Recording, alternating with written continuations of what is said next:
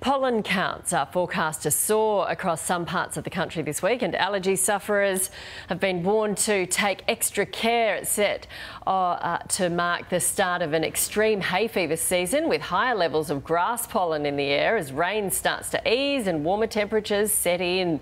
Joining me now is Sunrise GP, Dr. Ginny Mansberg. Morning to you. It's a horror week ahead of hay fever sufferers. How bad is it going to be? Pretty bad, because the rain has stopped exactly as you said. It's warm.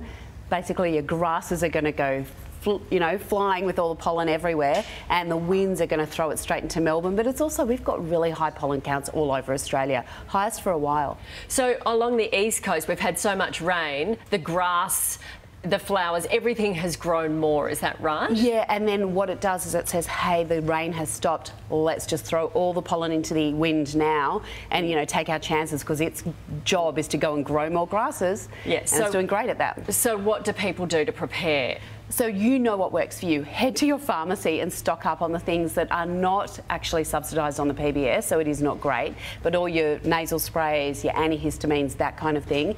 And on days where the pollen count is high, and you can actually track this online, I would stay indoors, particularly after lunchtime. Close your windows, try to avoid it as much as you can, because for most people like you and I, it's annoying, but it's not life-threatening. But for a subset of people, we know that we are in, at the moment it's thunderclap asthma season, and you can get really sudden onset of asthma. So where are we likely to see the worst cases?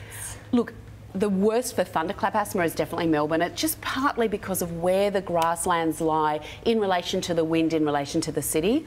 You also have this really unique situation in Melbourne where genetically people are really, really prone to allergies. It's just this weird, yeah, 25% of Melbourne is actually Asian in origin, and they actually have a much higher rate of allergies and asthma than the rest of us. So you just get, all of the emergency departments are on high alert right now, because we've just got to be aware of it so much. Okay, so stock up, be aware that this could happen. Well, it will happen. Okay, thanks, Dr. Ginny.